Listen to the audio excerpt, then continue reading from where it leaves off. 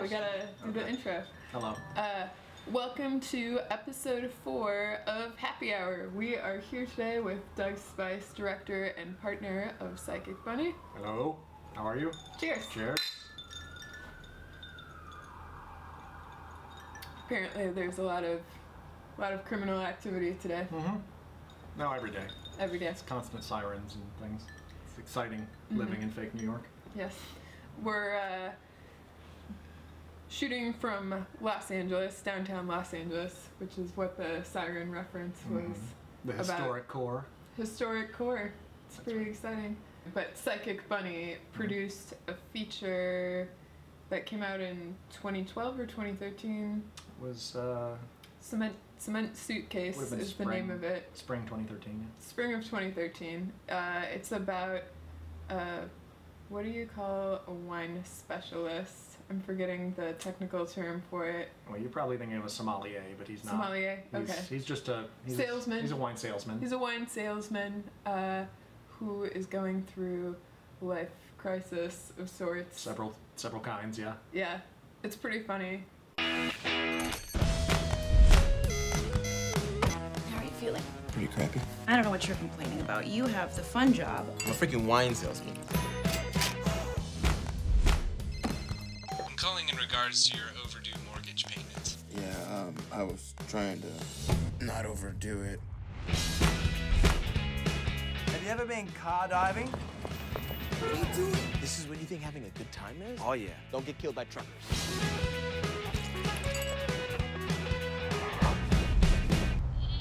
Charlene, I think you pocket dialed me.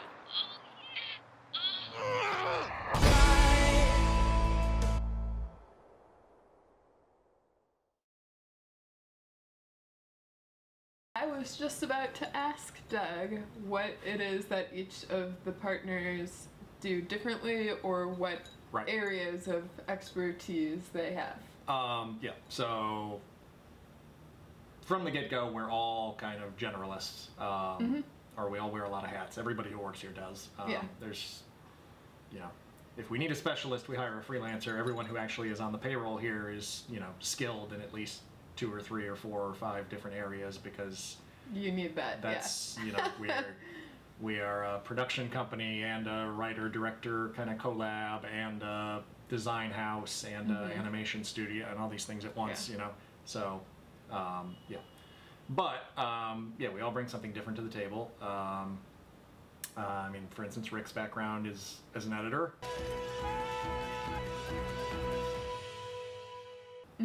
Which I hate. I hate editing, so that's good.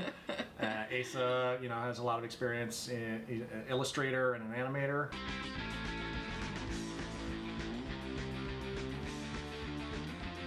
A lot of hand-drawn kind of stuff and traditional aesthetic. And I bring a lot more experience in, I worked at a design firm for several years, motion graphics and kind of 3D stuff as well.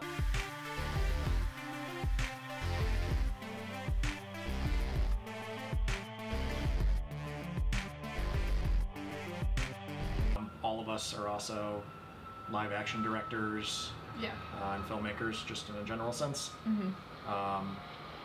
Interactive projects as well. Your frequency, it's from our past. I had such magical experiences as a kid with books and movies. When I was a teenager, I started to have those experiences with games. The promise that it would ever reach those same heights is so tantalizing. Doug is, as he mentioned, primarily a filmmaker, writer, director, what have you. What have you? I forget what is the name of the short that you recently did based off of a poem? Oh, the military guys. Dulce et decorum est. Yes. Which is Latin. That. It is. That's a. Dulce et decorum est. Yeah. There's actually arguments about how to pronounce it. This is what I found out in making the film, though. It's an adaptation of a poem. It's from 1917. It's Who's the author? Wilfred Owen. Okay. And it's considered probably like one of the most famous poems about World War I.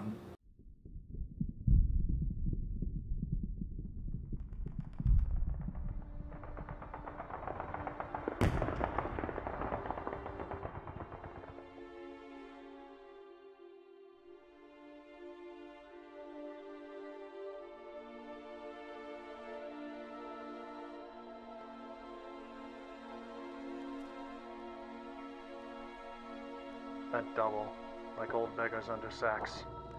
Knock-kneed, coughing like hags, we cursed through sludge, till on the haunting flares we turned our backs, and towards our distant rest began to trudge. Men marched asleep. Many had lost their boots, but limped on, bloodshot. All went lame, all blind, drunk with fatigue, deaf even to the hoots of tired, outstripped 5-9s that dropped behind. Gas, gas, quick boys, an ecstasy of fumbling, fitting the clumsy helmets just in time. But someone still was yelling out and stumbling, and floundering like a man in fire or lime. Dim through the misty panes and thick green light, as under a green sea, I saw him drowning. In all my dreams, before my helpless sight, he plunges at me, guttering, choking, drowning. If in some smothering dreams, you too could pace behind the wagon that we flung him in, and watch the white eyes writhing in his face, his hanging face, like a devil sick of sin. If you could hear, at every jolt, the blood come gargling from the froth-corrupted lungs, obscene as cancer, bitter as the cut of vile, incurable sores on innocent tongues, my friend, you would not tell with such high zest, to children ardent for some desperate glory, the old lie, dulce et decorum est, pro patria more.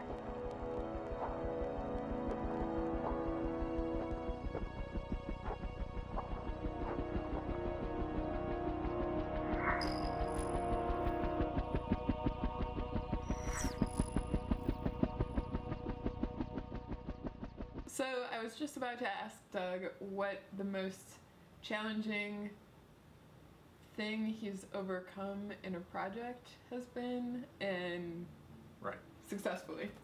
Successfully is yeah, that changes it. Yeah.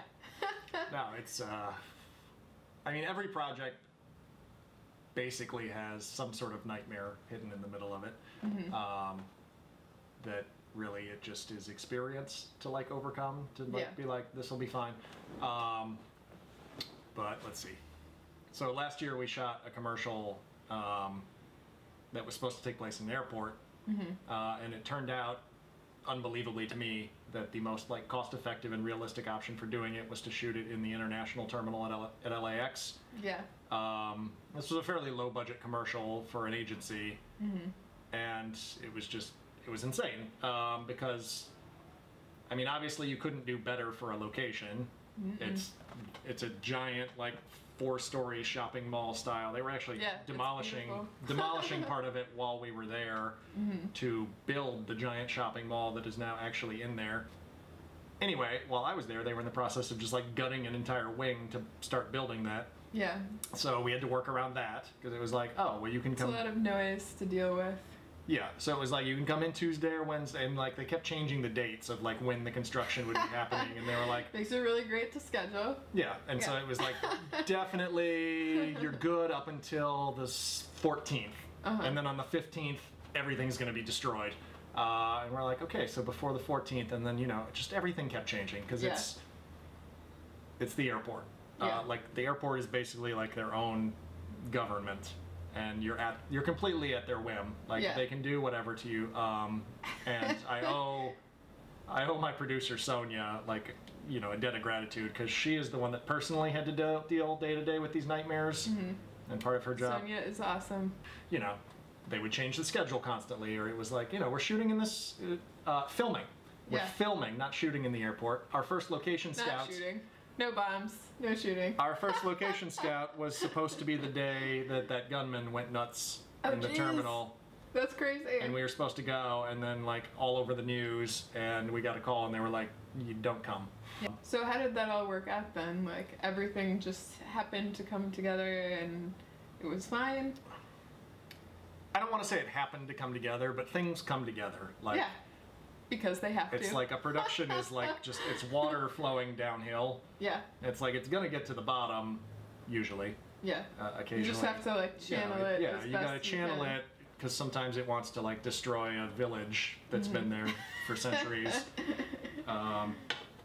But it was an enormous amount of work. Hey Donna, it's Sam. I'm going offline for a while. Thought I'd check in. Hi Sam. I'm glad you called. I wanted to talk to you about that third quarter report.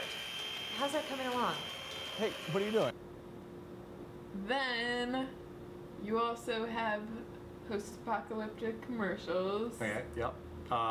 Specifically, the one I like, because it's done, and I've seen it. Yeah, that's the only one that's done, yes. Retribution. Sure. Yeah. So what was the idea behind that? What sparked that? What sparked it was that I realized that I, wanted to shoot something cheap, therefore short, I think. And then I also wanted to build up more of a commercial reel so that I could get work doing that. More commercials. But... hire Doug for commercials. Yeah, go ahead, please. Play my reel now. Yeah.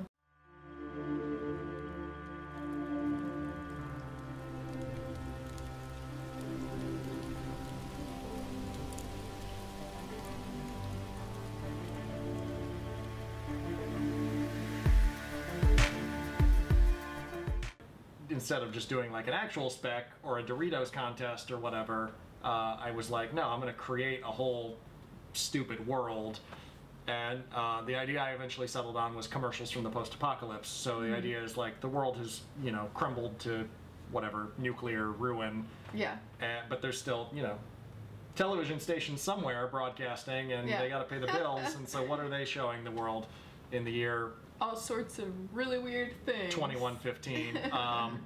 And so I was like, oh, this is a good idea for like an anthology series. You can like, like a kind of like an Exquisite Corpse where other people can also participate if they want. Yeah. So far, no one has. So far, even I have had a hard time participating. I've done the second one is almost done, but it's they're still not super cheap to make because I have a really hard time just like shooting something stupid with like a handheld, and like it always grows into like a multi-$1,000 endeavor where I'm just like, there's no chance of ever seeing this money back because it's ultimately not.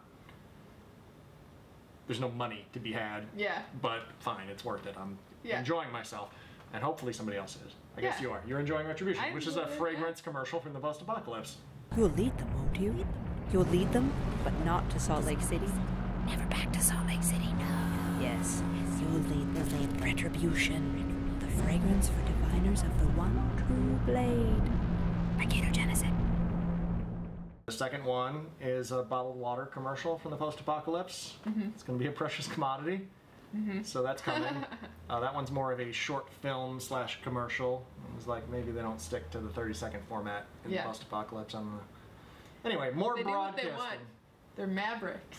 More, in the well, the Mad Max. Yeah, the. I don't know why I think people in the post-apocalypse are really stabby, but... Oh, for sure they are. Yeah. I know. Especially the priestesses of the... I can't even remember what my own thing is called now. Anyway, but yeah, part of the idea behind these commercials was to like lace them with like little like backstory of the world and so forth, and that everyone going forward would like contain a little bit more. And so it was like everything that is said in one of these commercials is the unwritten like Bible of the universe that you are free to like use forever going on. So there's like weird things going on in Salt Lake City, and someday we'll find out more about that from the year 2115. And cool. It's a crazy old man named Zechariah Stoneman, and what's his story, and so forth. So you'll have to find out by watching the bottled water commercial. Soon, very soon. I think that actually wraps things up for us today. Doug, thank you for being on. It was a pleasure. And having some whiskey. Saved just enough of the old scotch. Cheers to Psychic Bunny and Doug Spice. Oh, thank you. Cheers to Caitlin. Sweet. Oh, Caitlin Campbell. Till next week.